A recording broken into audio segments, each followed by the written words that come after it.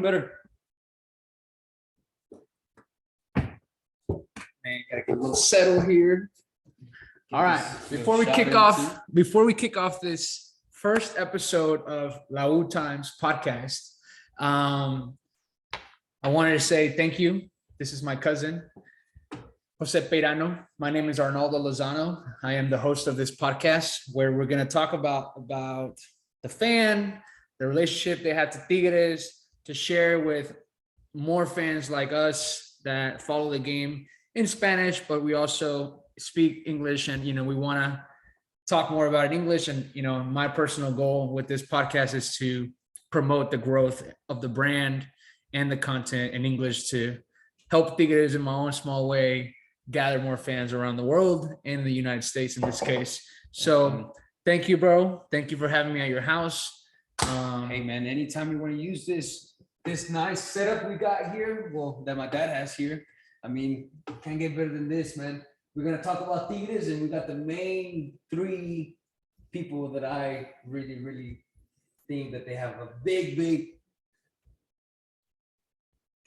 history. Yeah.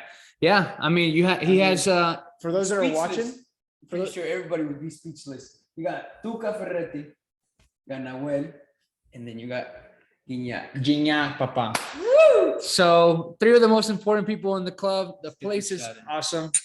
Salud. Obviously, the place is awesome. There's a lot of things you guys can't see. There's a bunch of Cowboys jerseys framed. Obviously, the jerseys behind us are of Tigres. Walter Gaitan is on the wall. Cookie Silvera.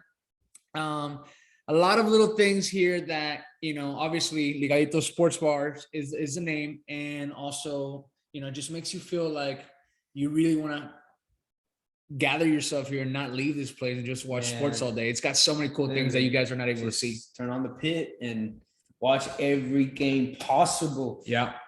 If it's not soccer, it's going to be football. If it's not football, honestly, it's going to be soccer or football, because I'm not really a basketball fan, or baseball, but we do have a couple baseball things here and there about Astros. But I mean, the main two is Tigres for sure. Tigres all day, every day, and Cowboys. But let's get down to the nitty gritty. All right, let's get down to it. Right into this podcast, dive into it. So one of the things, obviously, I kind of introduced yourself, but what is it that you do? What does Jose Peyrano do? What do you do for a living? And is there something that, your job or anything that you have going on? Some people might already know him or know of you, but why don't you tell us a little bit about it? Like he said, my name is Jose Peyrano, and what Jose Peyrano likes to do is, I like to be active. I love to play sports. I'm very, very passionate. I mean, I love sports. I'll sit there and argue when it's like just a game sometimes. Yeah. The simplest game, I'll sit there and why no? No, there's no way. But I mean, what I do is I'm a musician. I play first voice and accordion for the band named Los Ligaditos. I'm also sell appliances. I mean, I do a little bit of everything, but my main thing right now at the moment would be that I'm a musician, and that's pretty much what I go 100%. And hopefully one day I get to that point where I'm at the top. At the top. I don't know what word to use, because I mean, you never know, but the top can be anything that makes you happy and successful in what you love to do. Seeing people enjoying my music and getting to the top, like you said. So Los Ligaditos, obviously y'all's band's name. And one of the cool things that, the relationship that I have with him, obviously we're cousins. My dad and his mom are first cousin. So along with that, your parents are my godparents. They were neighbors in Mexico and eventually made their life here just like us. And I shared a lot of moments with you and your older brother, who was my best friend growing up. So I'm close to you. I'm excited for you, what you got going on in your life. The music life is fun from the outside looking in. Very fun and very, very challenging, but I love it. Yeah, I'm sure you work hard. So I wanted to, ask you a little bit about that. What's it like? Tell me about your practices, your concert, your gigs. What is the life of the musician for Jose Peyrano in Los Ligaditos? Well, I guess you could say like the main thing is it's very challenging at times. Like you said, like I said, pretty much work. I work from work. I usually go to practice, from practice, go to sleep and repeat, work out, put everything together. But the challenging thing of being a musician, I guess, is the traveling part. The traveling could, lead you to driving 20 hours, 15 hours to a place you're going to literally play for an hour. But that hour that you commit yourself to playing to all these people in front of you and opening up, not just any band too, like it could be some of the legends. Pesado, it could be Los Cardenales, it could be Los Invasores de Nuevo León. Like just imagine yourself opening up for these big bands that, more than, sometimes it sits there in like 5,000 people, 3,000 people. It could be very challenging. So it's like, you have to always give it your all. So sometimes you're tired from that whole 15, 20 hour Of traveling. That you just like, hey, okay, we got here, just settle in real quick. We do a quick little sound check. And once that hour hits that you have to come time to work, you have to give it your all, because you have people up there that are next that, hey, if you don't do the right job, hey, I won't carry you. Like you won't be in this tour with us. You know what I mean? So yeah. It's like, it's a lot of things that you have to think about, and you just have to give it your 100% every time. So it can be challenging. That's awesome, bro. I'm sure that's a little stressful at times. But once you're there, you do what you love. I love seeing the reaction of the people, like listening to my music. You sit there and like sometimes they actually know a lot of my songs that you would say, man, I'm in New York. Why would they know this song? Or I'm in California or anywhere, Dallas, anywhere. It's like, wow, like I came all the way over here and they at least know 2 to 3 songs for me. It's like, hey, there's something good going on. So just got to keep grinding, man. That's what's up. And so obviously you play in Texas, here in Houston, but you also play out of state in Mexico.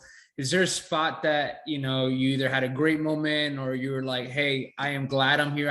I probably would have never came here, but is there a tocada or a gig you had that was like, I want to come back here, or a place that you loved? Now that you bring it up, my first gig that we did when we signed with Elite Entertainment, which is the company that we're signed with.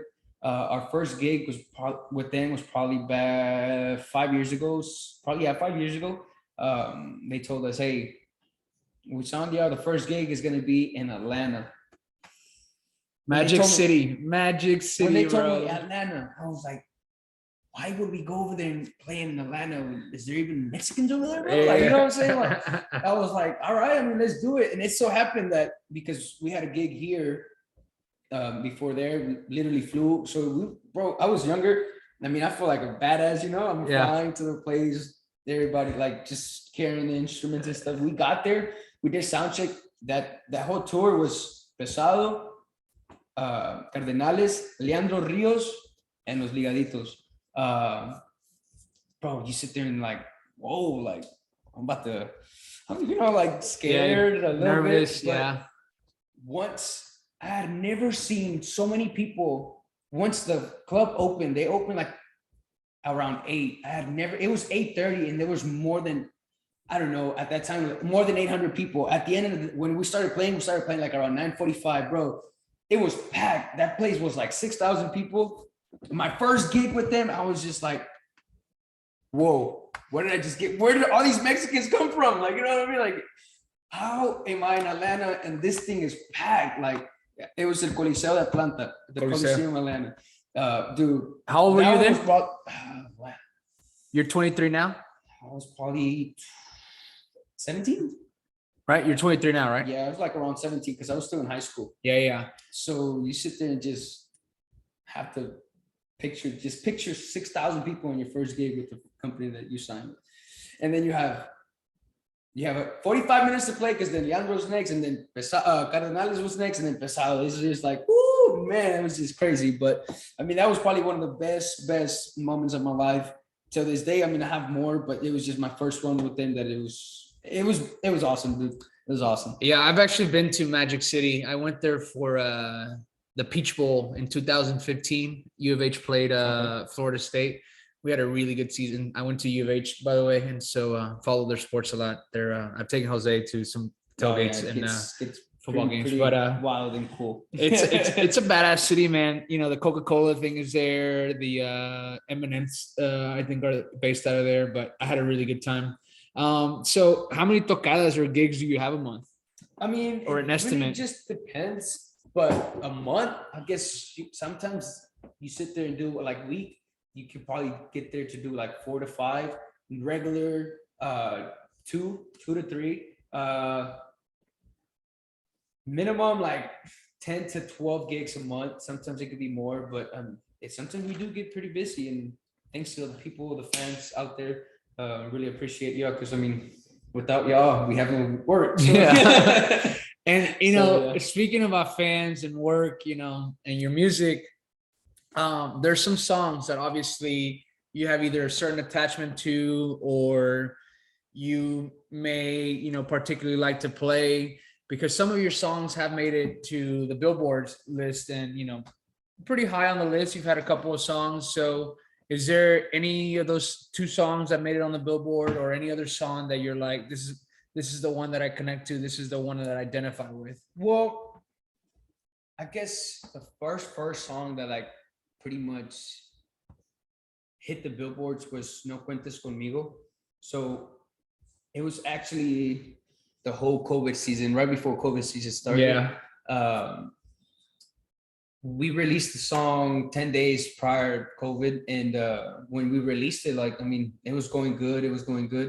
And once the whole COVID started, I guess, I don't know if I'm gonna say it helped us, but I guess a lot of people was at home, that it got to the point that in less than 2 weeks, we had over 300,000 views.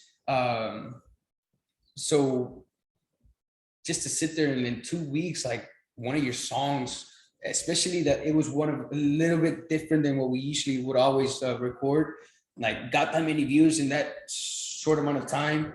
Also in Spotify, like it was, all these views were pretty much going up too. And then once we released it to the radio, like just the way that people received that song was just amazing. It was our first song that hit the billboards. The first 3 weeks, it was like between 50, and then that month hit, it went up to 30. And I think we went up to like 22 by the whole month. We were in like the whole transition of a month, like we went up to like almost 22-ish. And it was just crazy, you know, like I said in the beginning, I feel like probably COVID started. I mean, helped us. Maybe it could have gone better. Who knows, right? But that was definitely one of my favorite songs to this moment, to play in front of people, because that's really what got us out there, you know? Yeah, it's got definitely us out there a lot. I mean, it started here, Houston, California, all over, that we go and we play it, and like there's actually people that know the lyrics. And I mean, yeah, that's a very, very crazy thing to see, because I mean, that means that they're loving your work, you know? Yeah, it's rewarding for sure. Yeah. And yes, it really, really is. And it gives you chills, man. Like, yeah, you sit there and like people actually like almost crying to the song. Like, man, it feels good. Yeah, I mean, the song definitely has a lot of energy towards, you know, significant other. So it's like a rancherita norteña. I mean, it's pretty much, like I guess you could say a lot of people know Christian Nodal, so pretty much know, but it's pretty much like Christian Nodal vibe. So when we do a live show, we do 100% norteño, and then we change it up to a little bit like guitarra. So we pretty much just combine both of them, and they had a little bit of you could say mariachi had like the viruela that made it like pretty different, nice new vibe that we pretty much I guess you could say introduce ourselves to. Yeah, and because I didn't think I had the voice for it, and I mean, it worked pretty cool. So yeah, and you mentioned the whole COVID thing, and I personally, I think it definitely helped you guys, because, you know, at the time, you know, even like just remembering my personal experience, just like we were at home a lot, we were stuck, and like you were literally trying to find anything that you can keep yourself busy, especially at the beginning when everything shut down, and like, you know, there was really nothing going on, no work, nothing, you know, like, you know, barely going out. You didn't know what the hell was going on with this virus. So first we all thought it was like just a little 1 month, 2 months, it became 2 years. Yeah, dude, still, you know, in a way. But I think it definitely helped you guys. It definitely made you guys like jump as far as like the projection that you probably had with music. I feel like it helped us, and I feel like just imagine if we could have like gone to promote it to like, I mean, a lot of Hispanics know El Gordo La Flaca. Yeah. I mean, all those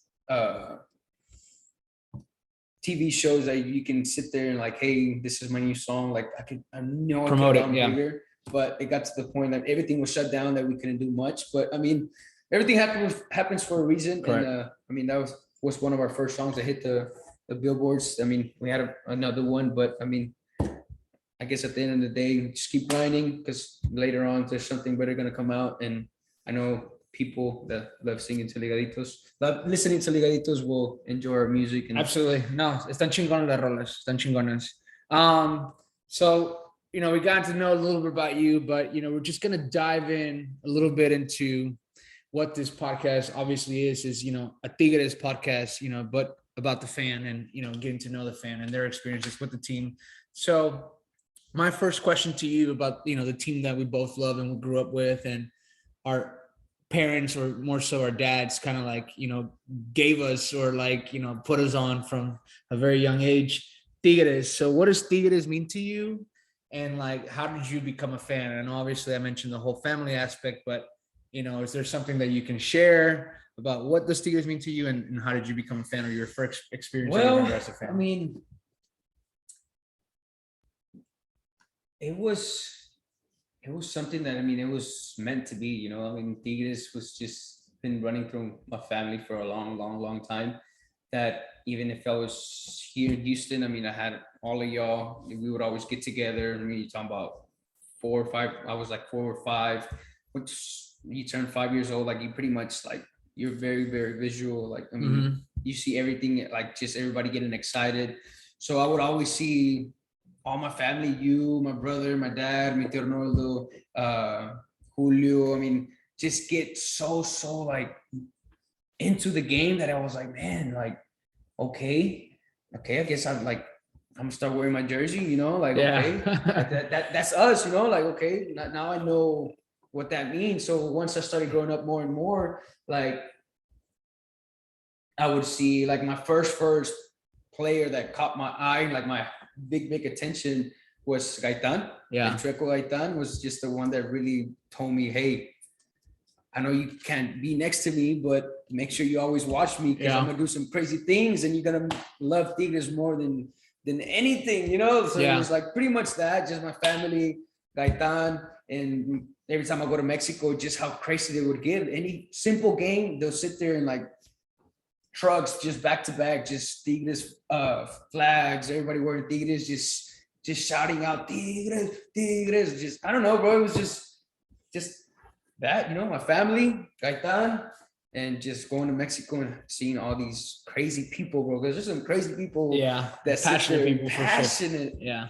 But yeah, pretty much that. And I think that's one of the things that's like really cool about the team, and like, you know, how the passion is like instilled, like we care so much about the team, and I'm sure every other fan cares a lot about their team, but it's not shown very much with like the actual stadium perspective, right? Like you go to El Volcán and you know you're gonna have a great experience there. It's gonna be, you know, loud. It's gonna be, you know, rooting, you know, singing the entire time. It's a great atmosphere. So I don't think that other teams provide that. Obviously, Monterrey can a little bit, but at the end of the day, like the fans, or, you know, the best fans in Mexico are Tigres, not necessarily Monterrey, because they say that a lot. Like the best fans are in Monterrey, meaning, or in Nuevo León, meaning Tigres and Rayados. But there's a slight difference, and I think that that's, you know, displayed through the culture and like the camaraderie that every Tigres fan typically has with each other.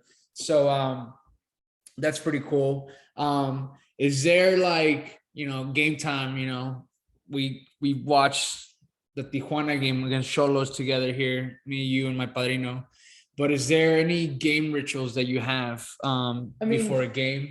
It just really depends on the vibe. I guess if I'm like inside like by myself or my dad watching it, like I pretty much always just like do one of these and like hit the logo, it, you know. If I'm out here barbecuing, like I make sure I dab all my Tigres fans, like my mom got this, like, It just depends, but usually the typical one is like we're all together. I always clap my hands. I guess it gets me rid of like that little nerve, Yeah. Rub my hands, tap it, kiss it, and just dab everybody else. Yeah. And just get into the game, just get very, very passionate to it. And that's the main thing. I mean, when I used to play by myself, like back in high school, soccer and stuff, like I guess the main one was like as soon as you would walk into the field, just grab some grass real quick and do one of these and go to your spot, do a little quick prayer. That was like the main thing. But me watching Tigres, that's the main one that usually always works for me. Yeah. Okay. I usually during the day, on game day, I put the Incomparables album on Apple Music. Oh, yeah. And I jam it, dude. And the first song on there is like the Tigres Te Quiero Ver Campeón. So like it's such a great feeling. Like it just puts me in a really good mood. I guess I usually always jam to it too, but like the main games, like a playoff, like a final game, like I'm definitely listening to the album from the morning to the start of the game, But if it's just a quick little game we're watching, I mean, that's definitely the one that's gonna hit the spot. Cool. Yeah, I mean, we've had a lot of watch parties here at your sports bar, Ligadito Sports Bar, and at your house hanging out. So carne asada is obviously a big part of what we do when we hang out and watch games. What about a goal? A goal of Tigres that you never forget? Man, I have a couple, but I guess the main one that I will never forget, which we were just talking about, how did you become a fan? So, like I said, I don't know if y'all can see him, but he's right here. Yeah. Chueco Gaitan. I remember, I don't know, bro. I think it was 2005, if I'm not mistaken. Definitely, I was like 7 years old. It was Tigres versus Morelia. I know where you're going with this. Tigres versus Morelia. I remember, just starts, it was a corner kick. Morelia does the corner. Tigres was able to defend. And I don't remember, but I want to say it was Kuki who passes it to Gaitan. Gaitan just like hits it real quick, throws it to his left, and just from like way before half, a little bit more back than half. The half circle. Yeah, the half circle on their side. Yeah. Boom, golazo to Moises Munoz. Yeah. Don't forget that, bro. That was the main was just like, as soon as he kicked it, me 7-year-old just like watching the ball, and then just boom hits the net, and me turning around, and then all my family was just like, just jumping. Like that's a goal that I will never forget. I feel to this day, just because I still remember the team, I still remember how it all like started. Yeah, I mean, I think on that specific play, if I remember correctly, obviously Cookie, Sancho was involved some way, and I think the Nigris, I can't recall. But, there's a couple other players on there. I remember, like, when he was celebrating, everybody came to hug him. Mm-hmm. Jesse Palacios was there. I think Claudio Suarez. You see, I was very young, so I just kind of know. But people that caught my attention. Yeah. But and that was your era, right? Like, Gaitan starting. But Gaitan was more, obviously I'm older than you, but that was my teen years. So it was like, I was super impressed with this game. And the moment that we first signed him, I was like, holy shit, like that guy's good. Dude, it's just and so I even remember I don't know if it was your dad or mi tío Julio, and I was saying like, ese güey tiene un chingo de toque. Yeah. And so I wish he could have done. He should have gotten a championship on that squad in 2002, I think 2003. He's a very good player, but I mean, the whole squad he had was good. It's just, I mean, some of my favorite players when I was younger on that team. I guess, I mean, that was my first. The second one, I'll say it in this order just because it's the same goalkeeper, I guess you could say. But when Dueñas, the final America, Tigres, the header, they all started. Bro, we watched that game together. It was Christmas Day. It was at the house. That's why. It was at my house. I want to say it was Damian El Enano just crossing it. Bro, in the. ¿Cómo se llama? Jürgen Damm? Jürgen. Yeah, it just like crosses it, Jürgen, it just hits it back to the middle, and then, dude, like out of nowhere, it just comes and just. I want to say it was like minute 118 or something. It was like almost like MVP. Yeah, it might have been 118 too. I remember that game specifically because I remember we were hanging out. We obviously hung out the 24th for Noche Buena at my house, at my Yeah. parents' house, and then we knew that the game was the next day, so hungover, el recalentado, bro. Like Literally, bro. I remember, like I was living in the Heights here in Houston, and I remember like I took the longest time possible trying to cure my hangover. I think I made it. I think the game was at like 6 or 7. I barely made it like at 5:30 to my parents' house. And you guys were watching outside, and I was dead, man. I watched a little bit. I probably even have a picture of it. I watched it inside, and I remember like finally, like I think we got together once we made it to the penalties, and like we watched. Bro, Yeah, there's the a amount of me crying, like I have my dad probably has so many videos of me crying. Yeah, Like the whole time I was just so pissed off into the TV. Like, oh, I was so angry. and I mean, Just because they were losing. I'm gonna share that photo with this podcast once I post it. Yeah, I have to find it. Because Hold on. dude, we were rolling deep that day. Look, fuck yeah. Yeah, we were rolling deep at my December parents. 25th, 2016. Like we were deep. Yeah, bro. Damn, that's oh like. my God, that's an awesome. How many picture. people is there? Is that like 15? 1, 2, 3, 4, 5, 6, 7, 8, 9, 10, 11, 12, 13. And there were 14, some of your 15, friends. I 17, remember there were some 18. of your Yeah, friends damn. There's that didn't 18 get into the people picture. wearing Tigres jersey. That's awesome. Man, that's another goal that I won't forget. There's probably more. Yeah, but those are two good ones. Those are very good ones. Those are probably in my top 10 for sure. Just the amount of like how everybody was so passionate, everybody was just crying, and then that goal comes and it's just like. It's so that was a huge moment. So that's kind of my next question to you. Is that 2016 championship against America your favorite Tigres moment, or is there another moment that just like, hey, like adrenaline was like up the roof? Like every time I think about like Tigres either winning or something, is there a specific moment? I feel like the specific moment was back in 2011. I mean, there's first championship, 30 years. I mean, I can't be better than that, like, of course, that's one of the main moments that we would have to talk about right now, because after 30 years, that's when we became champions again, like we became champions, and there was a couple goals there too that I will never forget from there, just because I've never seen such thing from Tigres, Yeah, I watched two finals. Our parents did, but I watched two finals. I did it in my teens. Both lost to Pachuca. So I remember I was in college at the time, and I was on campus at our fraternity house watching I think I left. Talking about this one, the 2011. 2011. I was watching because I have my story about that one too. I was on campus at U of H, and I was at my fraternity house, and I remember I watched the first half there, and like from campus to here, where we grew up in Galena Park, it was probably about an 18-minute ride. I had to cut it down to the T, so I was like, all right, I'm gonna leave at halftime, because dude, I can't, like, there was a chance we were gonna win the championship, and I was like, I need to be with my dad, like, I need to be at home. I need to be with people that like, I share this with, and my friends at the fraternity house at the time were like very supportive, and still to this day very supportive. Like, I've turned some of those guys into fans, big gamblers, and they love betting the over or under, or anything that's like Tigres related, because we have to take a shot for that one. Yeah, bro, absolutely. Because I remember, you saying your story behind that 2011 game. I was literally, that's when we had started our band, Yeah. So you would take a minute. 2011, like we were like traveling up and down, like we were little. I was probably, I don't know, like 12. So I was with my dad and my boy Alex. We were literally going to this, I don't even know, it was a show, bro. I don't even know if it was like a contest. I don't remember, but I remember we were playing in front of people. And I was just like, dude, dad, like, come on, like, just tell him that, just put us in already. Like, the game's about to start. So we were literally playing 30 minutes, and then we were going to have a break, and then we are going to have another 30 minutes, but it was a show. It was in the party. So it was just like, man, I got 30 minutes right on time. Like the game started, like we were watching on the phone, like we were just watching. As soon as halftime hit, like we started playing again. Like, dude, I remember cutting it short because I was like, Dad, like, I remember telling my dad, I don't want to play no more. Like, I'm about to watch the second half.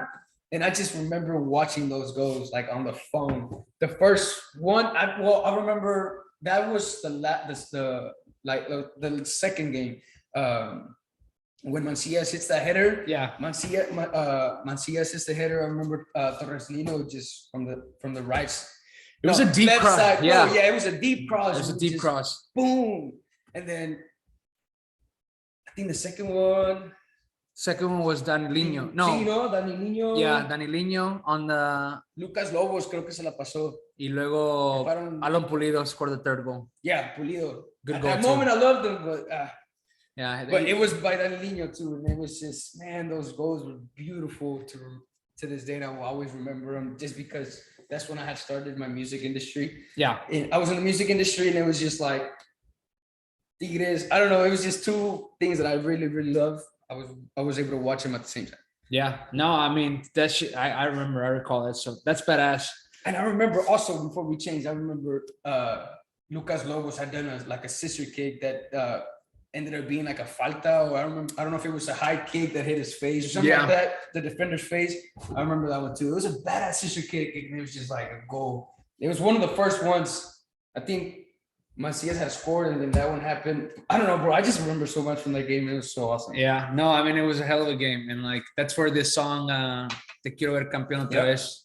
Everybody was came singing about. it right Yeah, there. at the stadium. Yeah. That's when it was fired. Yeah, sometimes, man, I rewatch some of either the games or the highlights of those championships, especially that one.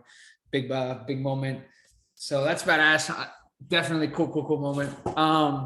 So my next question, bro, it's a lot of like, I don't want to say controversy, but there's a lot of at times debate, of like who has been, most important with the success that Tigres has had, especially in the last decade, last decade of, with all the championship runs, all the finals that we had with Tuca, especially when Gignac got here, because, we got a championship in 2015, 2016, 2017, 2019, 2020 CONCACAF, la CONCACHAFA.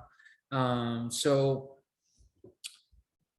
this question, I've seen it online, I've seen it like discussed with people, amongst fans. So my question to you, who maybe most important, or, who would you choose out of these two players? And I know it's a tough one, but who's most important? I think I know where you're going with this one.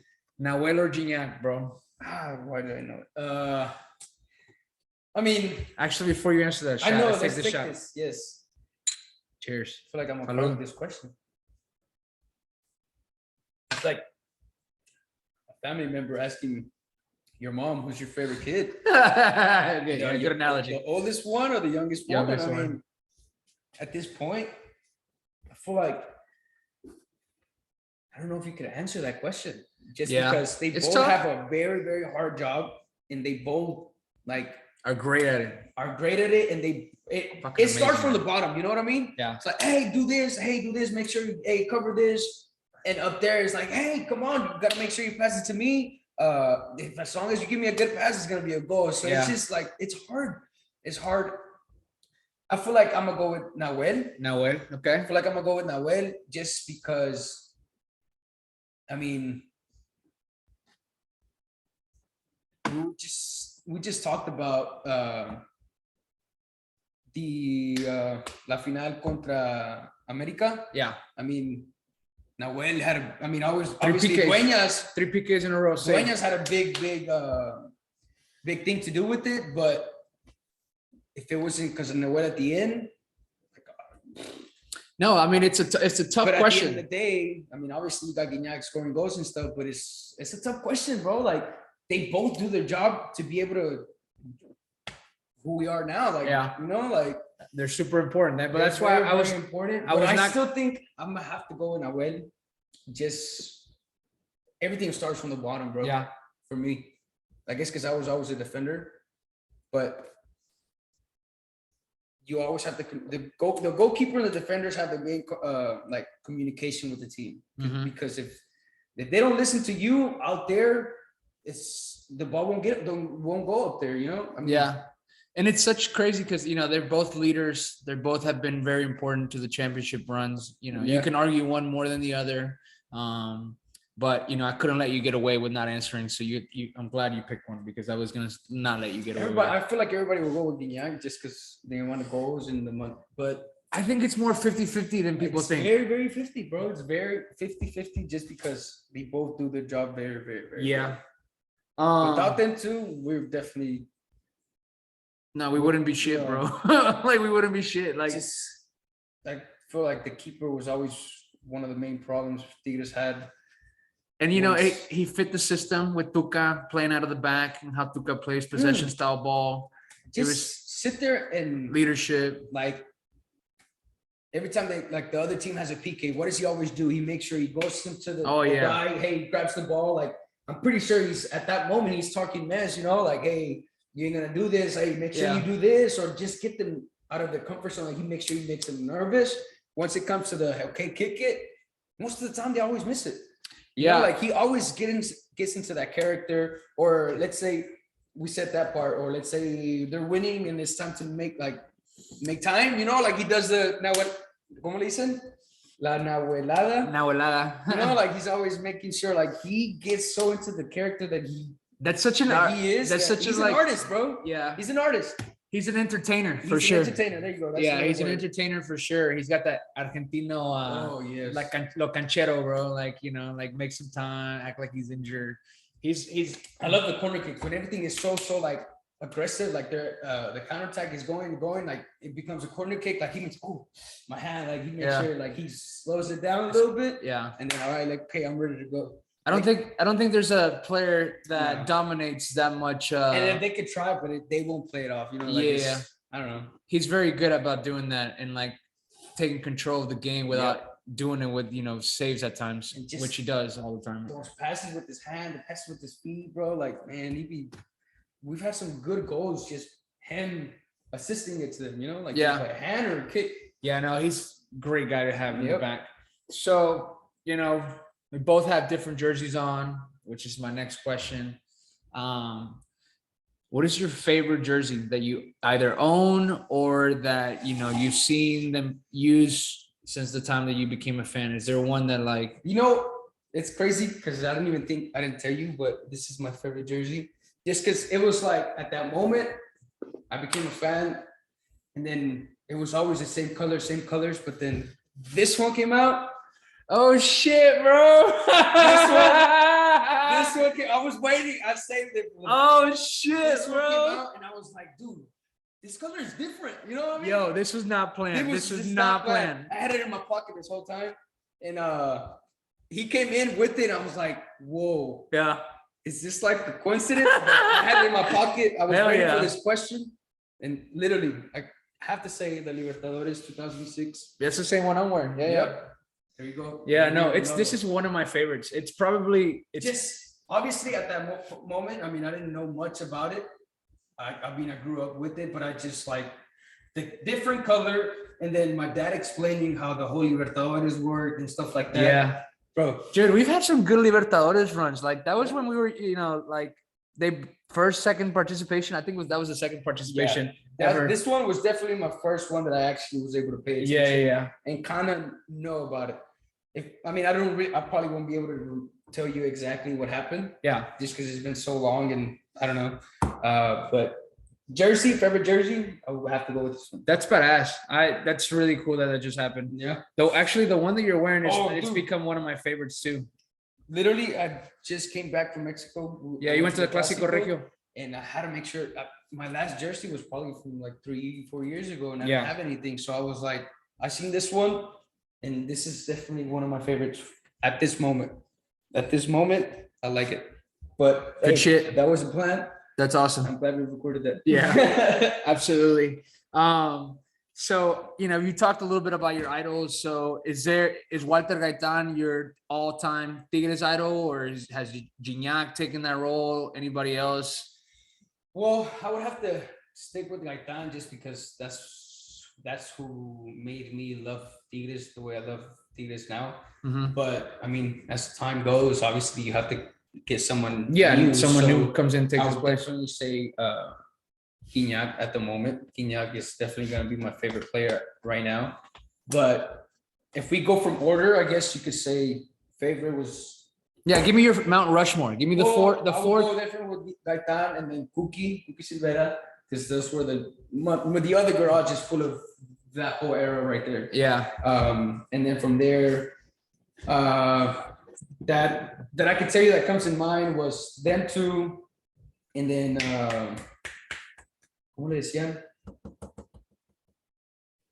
Chapulín, Chamagol. Chamagol, Yeah. and then I'll say Lucas Lobos, Yeah. Damian, Dali Niño. You're just gonna give me a whole ass team. No, bro. of course. And then I would say Nahuel, and then Niña. Okay. I mean, that's a lot of idols. So I mean, I don't blame you. There's a really great Well, players. I'm saying in order, but my main one Walter. never. El It's Divino never gonna Gaitán. change. Yeah, no, I I would hear you. literally say those two, but definitely Gaitán. But just the way On the field, the yes, chemistry, yeah. the chemistry they had was what caught my attention at a very young age, and Okay, I'm glad I was able to see that part. cool. You mentioned something that's really cool because you got the jersey. You went to the Clásico Regio, which we won 2-0. Badass game, badass goals by Gignac and Florian.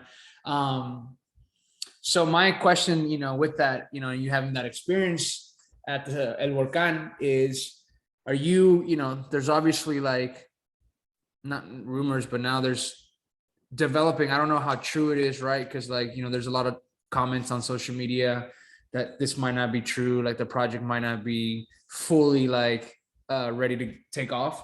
So my question is, based on your experience, recently or in the past from previous games, do you believe that Tigres should get a new stadium, or do you think that they should keep the stadium?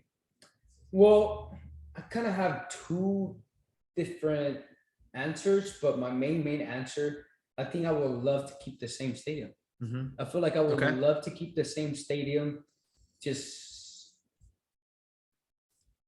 the atmosphere. Like once you get there, like it's like Mexico, bro. You walk in and it's like you smell Mexico, you see Mexico, you hear Mexico. Like you just walking in like these tunnels, and it's just like as soon as you hit the bottom of the tunnel and you just see this big old, I mean, it might not be too big, but for us it's huge, like you just see like everybody to the point that there's not even warming up and everybody's already singing. Like there's no player, bro. Like you just see them singing. Just the vibe of you having to go look for your seat. Like it's not like this.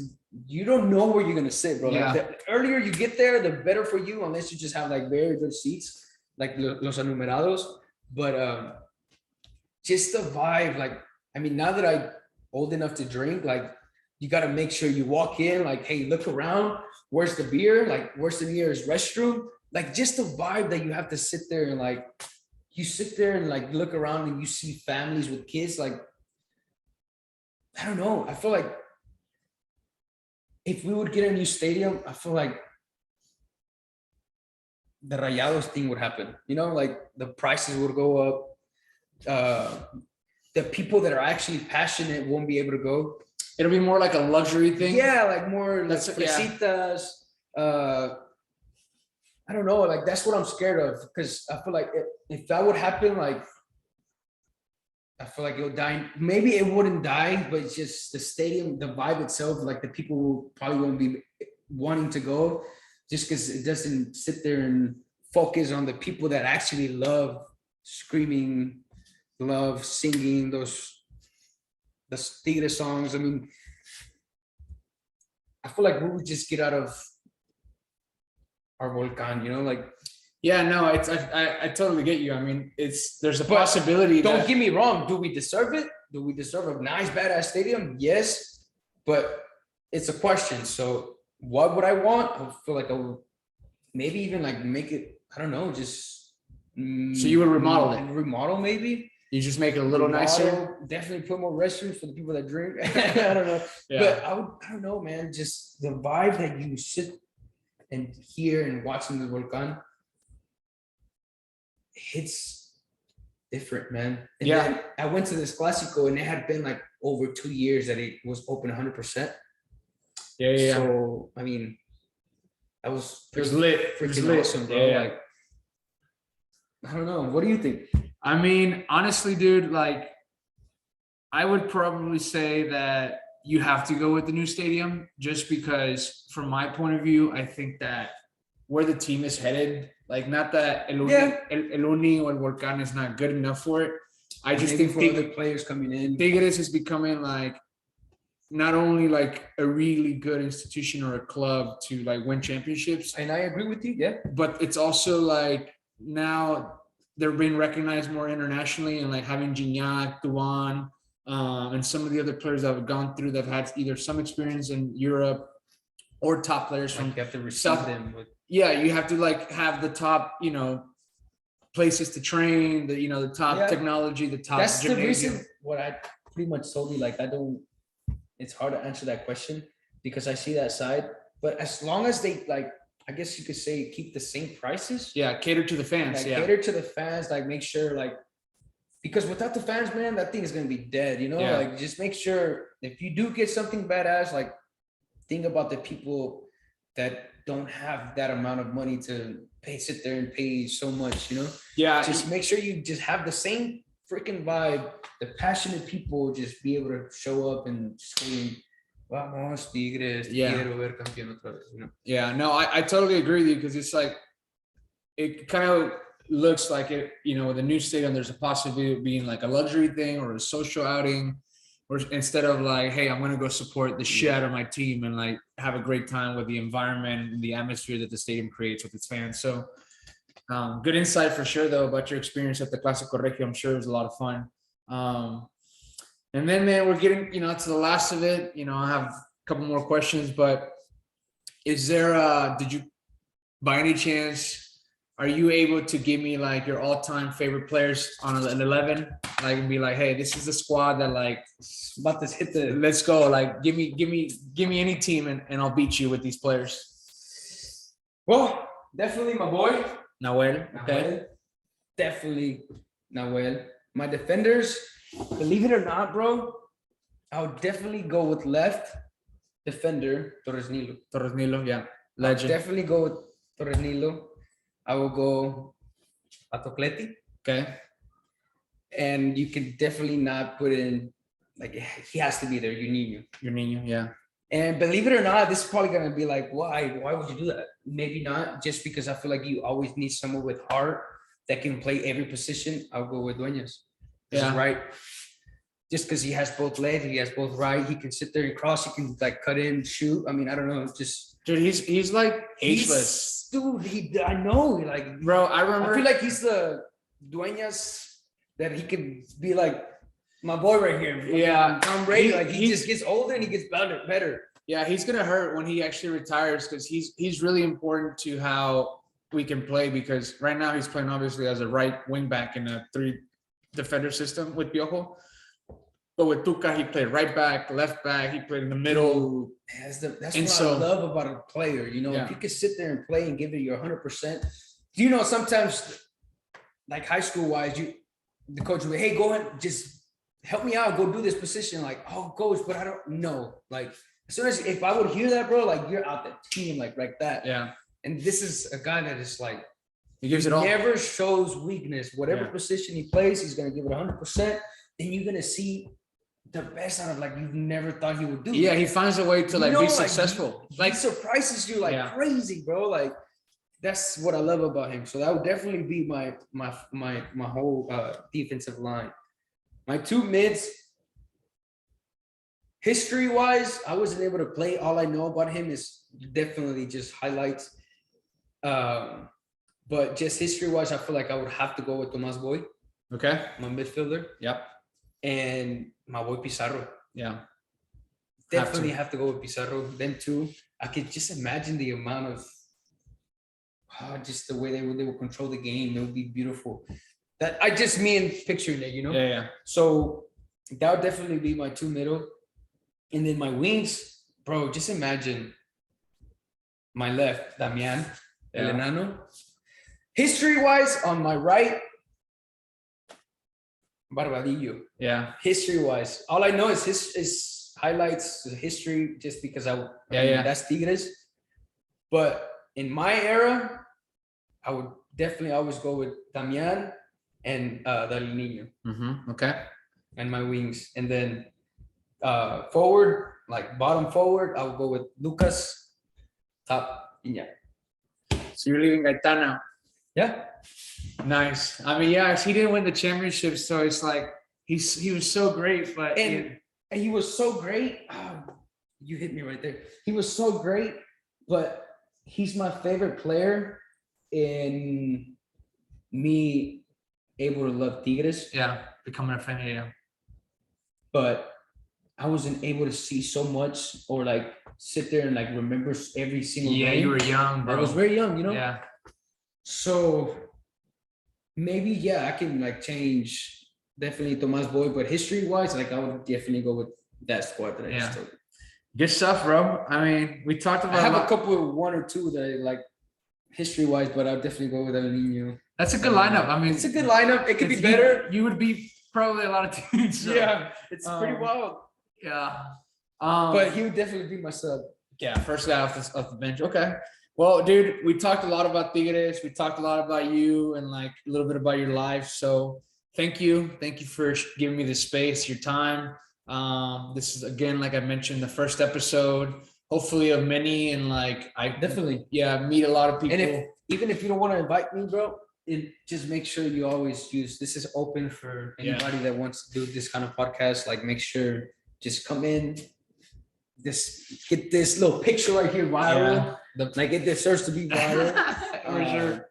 But feel free to come in. Yeah, absolutely. And, all we have to do is open the door for you, and we want you to. It's a great setup. It's a badass setup, and you know, you feel like you get the vibe of like this is a sports place. Mini volcán right here, you know. Yeah, a lot of memories, a lot of good stuff. Yeah. Well, that's it for us guys today. Whenever you do listen to this, or when you listen to it, thank you for your time. Thank you for listening to this, and hopefully you get to listen to more podcasts that you may enjoy. But before we go, I want to hear your 11. Just Okay. real quick, just boom, boom, boom, boom, boom. Hit me with it. Okay, so I'm definitely going Nahuel Guzman. I'm playing Dueñas. Piloto Jimenez won championships there, but Dueñas is like, if I have the choice to play him there, and like he's part of a lot of championships, so I got to play on my right back. I'm going Juninho as a left center back, and as a right center back. It pains me, but you know, just because he's still playing at the team Guayala, but Batocleti is the original Perfil Tigre, and I think even even if I didn't get to watch him play, I think that he deserves a slot. You don't want fans to be getting mad at you. But we had some really good center back, Claudio Suarez, man, like very good ones. Yeah. And then on the left side, bro, like I'm going offensive, bro. Offensive all the way, motherfucker. All the way, motherfucker. Who is it? I'm going Aquino, bro. Just because, dude, I love how he's playing. I love it. And you know him, like you know, he got here and then it was turned into a left back a little bit with Tuca, and then now he's able to play right back, left back. This freaking close to putting him there. Yeah. Just imagine him and either Lamian or whoever would just imagine these crazy plays, like speed, bro. The speed. And then I'm going Pizarro, like you said, in the middle as my, you know, deep defensive mid. And then I'm going Tomas Boy as the other center mid in the middle. Out wide on the left side, I'm with you. I'm going Damian Alvarez. I think he's the best left mid extremo that we've ever had on that left side. And then on the right side, I'm going Lucas Lobos. I know that's not his original position, but he can get out there. Yes. And I think that, you know, him having us win us a championship in 2011, and then all the suffering he did with like the relegation and almost losing the team going to second division, you know, I think he kicked the ass through all that process. So I would put him on left, and then I would have Gaetan and Gignac. So I think I win. I think I win a lot of games. That's, you know, it took me a while to figure out a lineup, but I think that's what I would go with. But I feel like just because of El Nino, I feel like that's why I didn't.